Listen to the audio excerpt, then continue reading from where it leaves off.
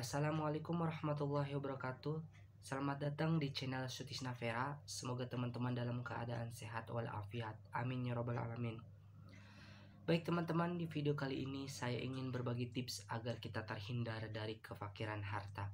Untuk itu, tonton video ini sampai selesai dan pahami agar kita tidak salah paham. Simak videonya.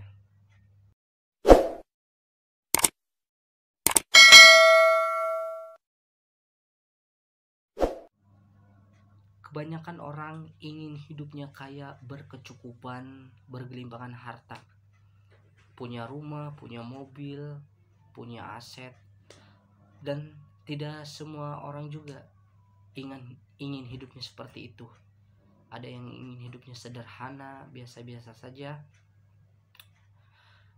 Mungkin alasannya mereka ingin hidup sederhana itu mereka tidak ingin dibebankan dengan harta, dibebankan dengan uang. Mereka ingin hidup tenang. Dan mungkin juga orang ingin mengejar kekayaan karena ada tujuan-tujuan tertentu.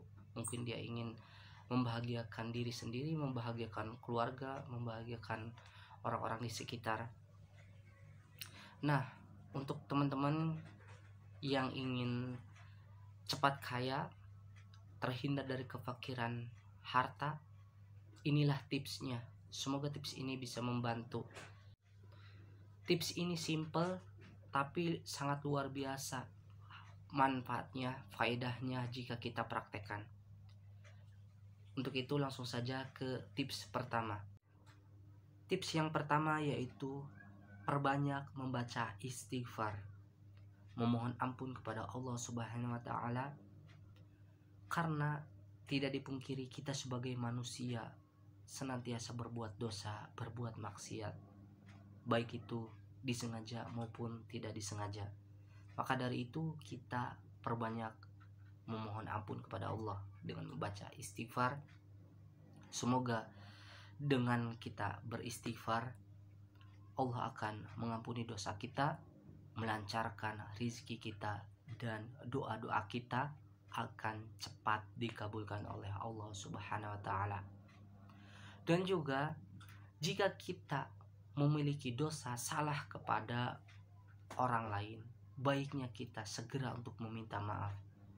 Karena jika kita memiliki salah kepada orang lain dan kita tidak meminta maaf, itu akan menghambat rezeki kita. Doa-doa kita akan sulit untuk dikabulkan oleh Allah Subhanahu wa taala. Maka dari itu kita segerakan untuk meminta maaf jika kita memiliki salah kepada orang lain. Dan juga apabila ada orang lain menzalimi kita, kita tidak bisa untuk melawannya. Hendaknya kita berdoa kepada Allah Subhanahu wa taala agar orang itu diberikan hidayah, diberikan kebaikan untuk kedepannya. Karena dengan kita mendoakan orang yang menzalimi kita, kita akan mendapatkan pahala yang lebih baik daripada kita membalasnya.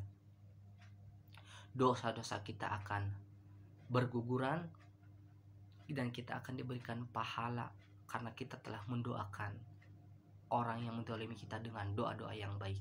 Jangan sampai ada orang yang menzalimi kita, kita doakan dengan doa-doa yang buruk. Kita tidak akan mendapatkan apa-apa jika kita mendoakan orang yang menzalimi kita dengan doa-doa yang buruk, dan juga kita tidak akan mendapatkan apa-apa jika kita membalasnya.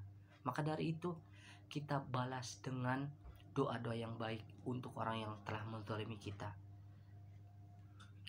Nah, mungkin tips ini bisa dipraktekkan agar kita terhindar dari kefakiran harta. Karena banyak orang yang senantiasa beristighfar, memohon ampun kepada Allah Subhanahu wa taala, hartanya selalu bergelimpahan, hidupnya selalu diberikan kemudahan. Dan ketika kita bisa menjalin hubungan yang baik kepada sesama, insya Allah kita akan diberikan kemudahan dalam kehidupan kita. Allah akan memudahkan rizki kita, melancarkan rizki kita, karena Allah Subhanahu wa Ta'ala menurunkan rizki kepada kita bisa melewati dari perantara orang-orang di sekitar kita. Maka dari itu, jagalah persaudaraan, hubungan yang baik kepada sesama. Tips yang kedua yaitu ikhtiar, berdoa dan berusaha. Di poin ini sangat penting yang harus kita terapkan, karena doa tanpa usaha kita tidak akan sukses, dan usaha tanpa doa kita tidak akan diberikan keberkahan. Maka dari itu, usaha dan doa itu harus kita praktekkan agar kita mendapatkan kesuksesan, keberhasilan yang berkah. Tips yang ketiga yaitu ilmu dan keberanian. Nah teman-teman, di poin ini sangat penting, karena setiap usaha apapun itu bidangnya, jika kita disertai dengan ilmu dan keberanian, insya Allah kita akan diberikan kesuksesan, kita akan diberikan kejayaan. Karena kebanyakan orang yang gagal dari usaha, dari karirnya, karena mereka kurang ilmu, kurang keberanian. Maka dari itu, marilah teman-teman, kita gali ilmunya, apapun itu bidangnya, dan kita tingkatkan keberanian kita jika kita sudah memiliki ilmunya.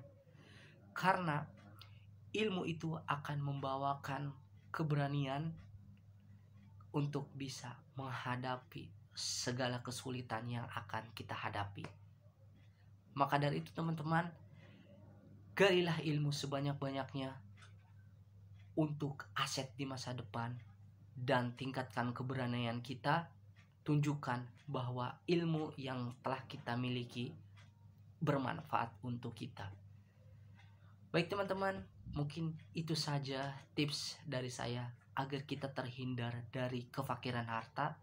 Semoga dengan tips ini bisa membantu kita agar kita bisa menjadi orang yang kaya, terhindar dari kefakiran harta. Cukup sekian dari saya.